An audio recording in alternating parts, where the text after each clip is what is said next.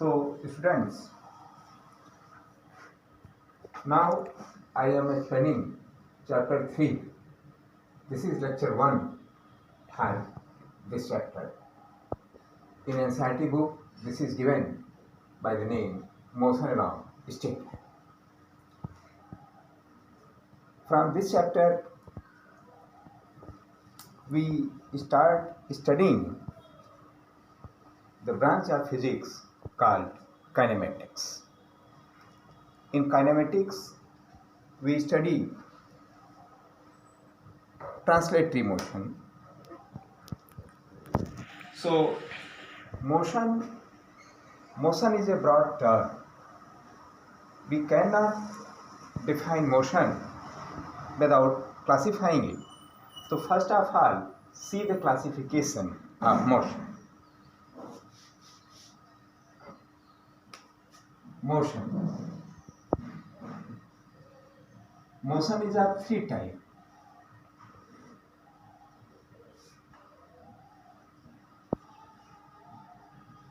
Translatory motion, rotatory motion, and vibratory motion.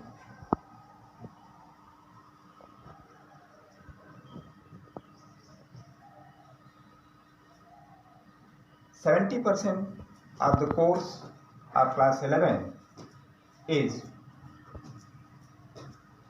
related with the study of motion.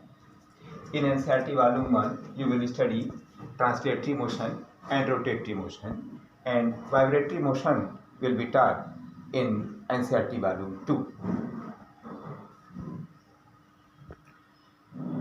Now, I can tell you what is called translatory motion.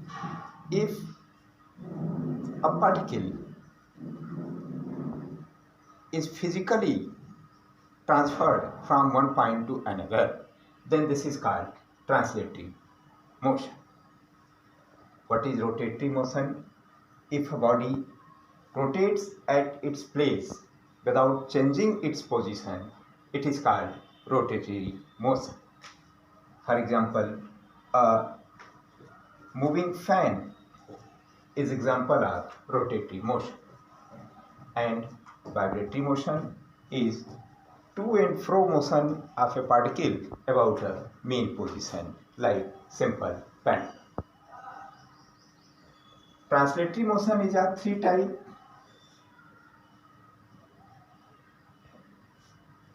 One-dimensional, two-dimensional, and three-dimensional.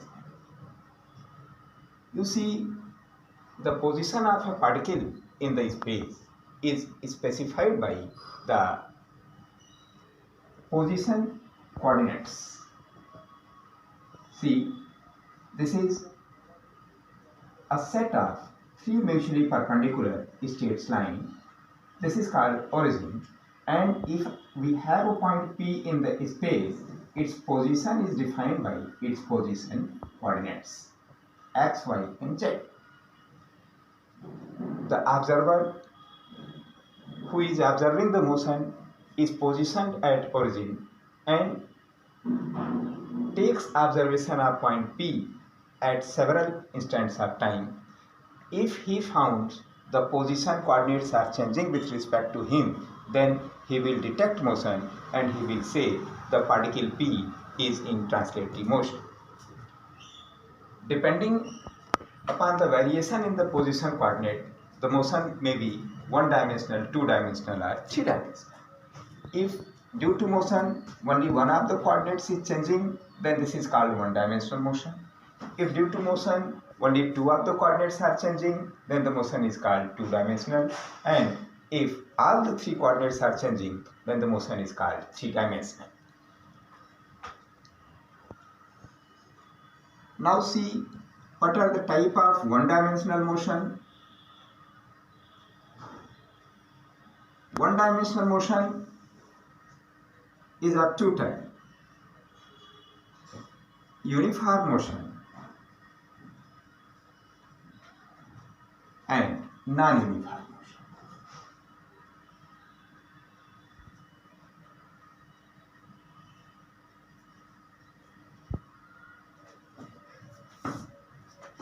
A motion with constant velocity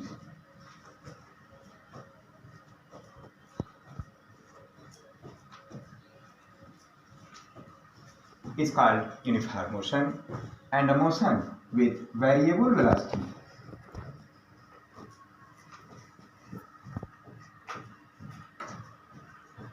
is called non-uniform motion.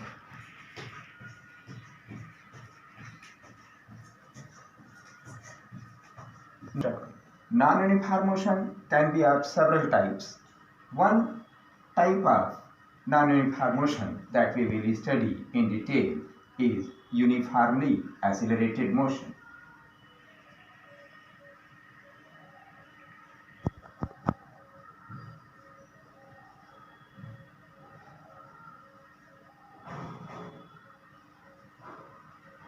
Uniformly accelerated motion means motion with constant acceleration. Motion with constant acceleration.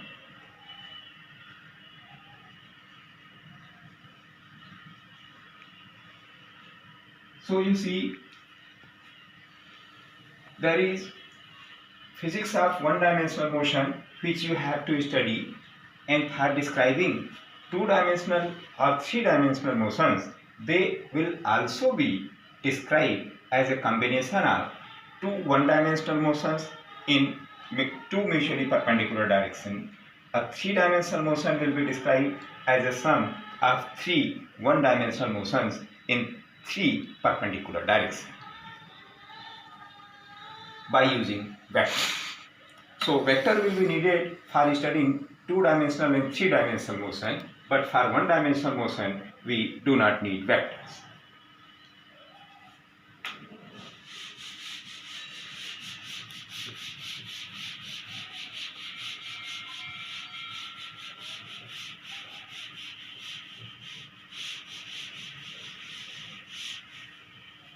Some terms which are used in the description of motion are position. Suppose this is a straight line, this is origin, and if the position of the particle is towards right of the origin, this position is written as plus, for example plus 5 meter. This means the particle is positioned towards right of the origin 5 meter away. Similarly, if the position is written as minus 6 meter, here the minus sign is being used for telling direction. This means the particle is located towards left of the origin at a distance of 6 meter. Velocity. The rate of change of position of a particle is called its velocity. Velocity is written as final position minus initial position upon interval of time, that is delta x upon delta t. Acceleration.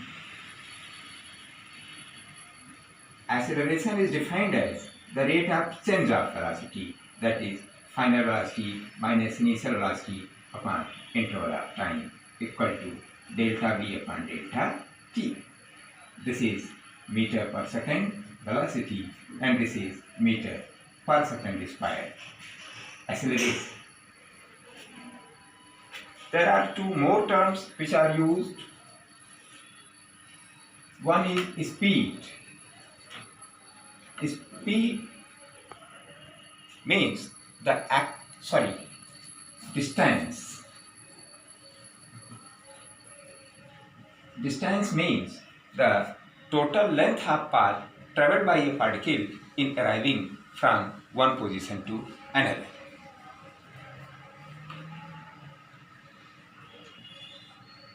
Suppose a particle goes from A to B. If it is allowed to move in any direction, then it has infinite choices to arrive from point A to point B. Whatever path he chooses to arrive from point A to point B is called the distance. So distance between 2 points is not fixed, but the displacement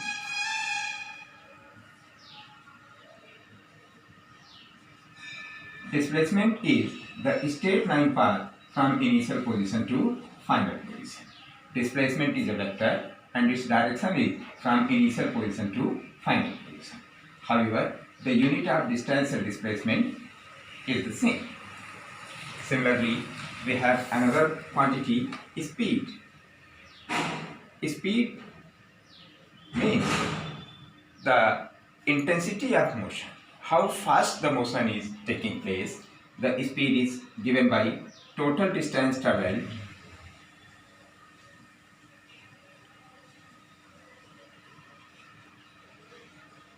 upon total time taken.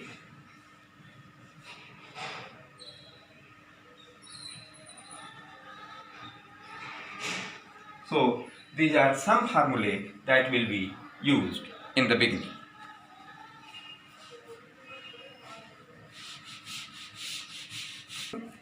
One-dimensional motion, we have two techniques. The first one is graphical study of motion, and the second is use of calculus in the study of motion. We will start first the graphical study of uniform motion. Graphical study of uniform motion.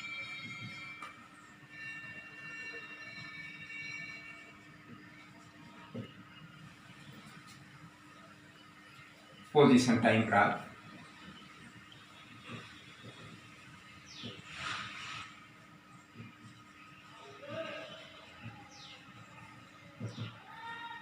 If a graph is plotted between position and time, this is called position time graph. This is also called displacement time graph. You see, if the position is not changing with time, then the position time graph will be parallel to time axis. You see, time is changing, but position is not changing. It means this is position time graph of a particle at rest. If the particle is in uniform motion, then its position time graph will be a straight line making some angle with the time axis.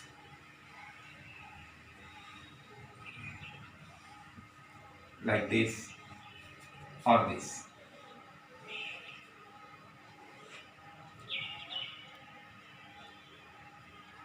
For studying graph, you should take 2 points on the graph and get the instants of time corresponding them and positions also. By this graph, you can see the position is changing in the positive direction. But in this graph, you can see the position is changing in the negative direction. This is initial position and this is final position. The particle is moving this way. So a position time graph is very helpful in getting the direction of motion.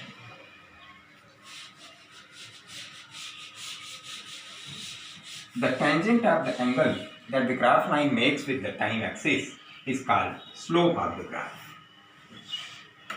X, T, and this is position time graph. The angle that the graph line makes with the time axis is theta. Tan theta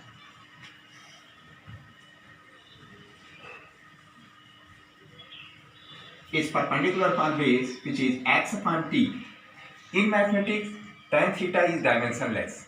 But in physics, as this is a vector triangle, this side is length and this side is time. So ratio x upon t will have unit of velocity, that is meter per second. This means the slope of position time graph is equal to velocity.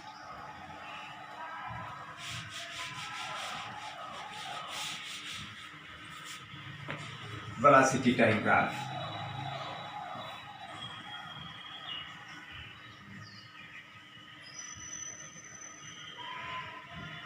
You know, in uniform motion, the velocity is constant with time. Therefore, the velocity time graph for a uniform motion will be a straight line parallel to time axis, like this or this.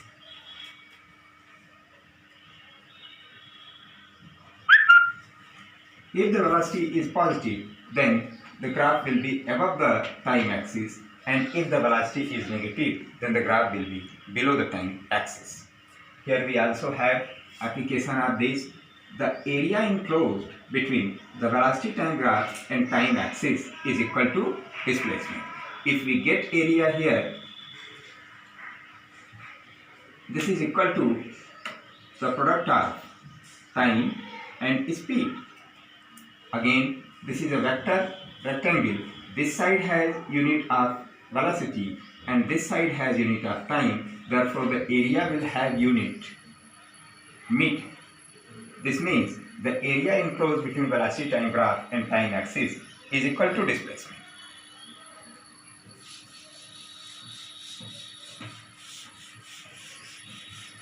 Let us take a typical velocity time graph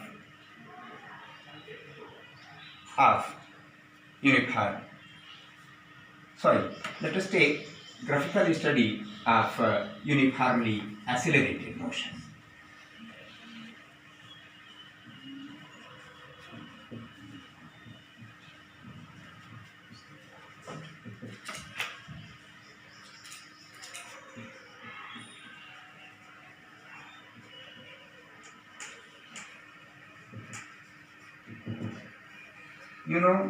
In uniformly accelerated motion, the velocity of motion changes at a constant rate. First of all, here I will take velocity time graph because it is simpler.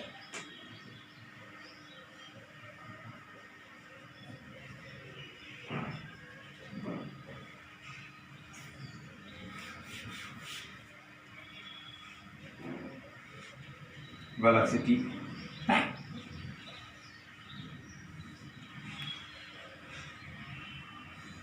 Theta. Again you see the slope of the graph has unit velocity upon time, that is acceleration. This means the slope of velocity time graph is equal to acceleration, and the area enclosed between the velocity time graph and time axis is equal to displacement. If we get area, this is half base into height. Base has unit of time and height has unit of velocity. Therefore, this comes out to be meter, that is displacement. See this velocity time graph.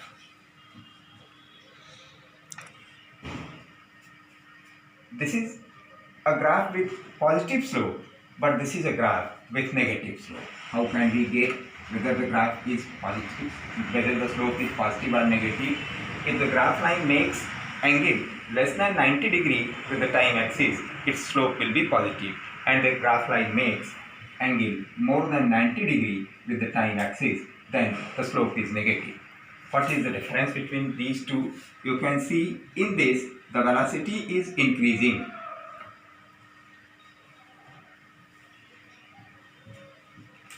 But in this the velocity is decreasing.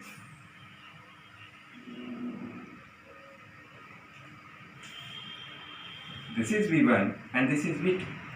If velocity is increasing, it means the acceleration of the motion is in the direction of velocity, and if the velocity is decreasing, it means the acceleration of motion is in the opposite direction of the velocity.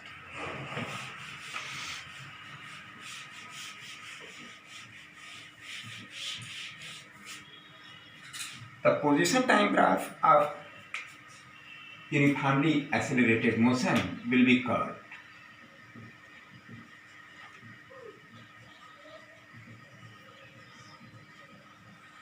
You know, the position in uniformly accelerated motion is written as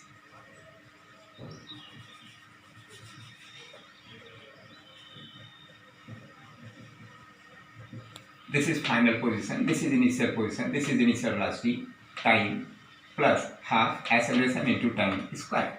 So position is a quadratic function of time here. Therefore, the position time graph will be a curve.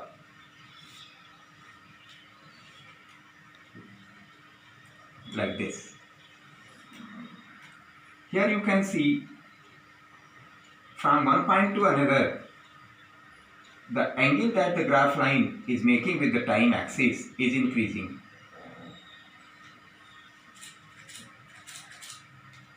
It means the slope of the graph is increasing. As slope of position time graph is velocity, it means in this case the velocity is increasing, that is acceleration is in the direction of velocity. See this graph.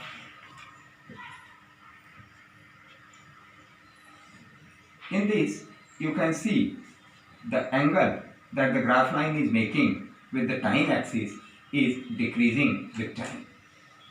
This is theta 1 and this is theta 2. Theta 2 is less than theta 1. This means the slope is decreasing. Slope is decreasing means the velocity is decreasing. That is, the acceleration is in the opposite direction of velocity.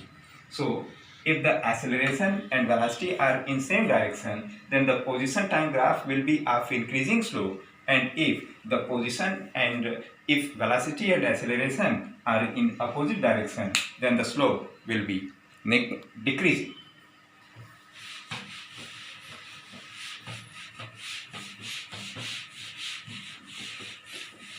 Now, acceleration time graph for uniformly accelerated motion.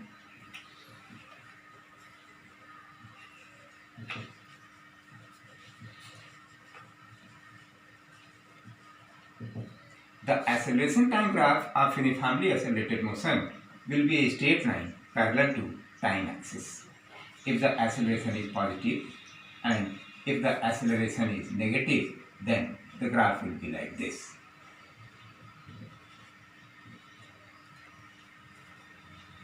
The area enclosed between acceleration time graph and time axis will be equal to the change in velocity, since you know v square equal to u square plus 2as. Therefore, a into s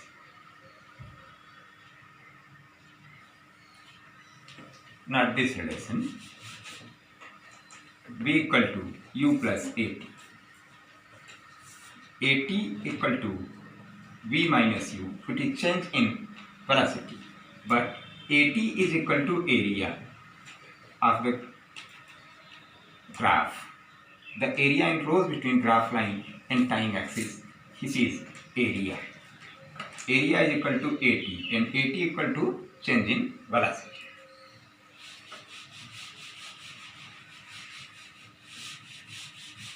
Pause for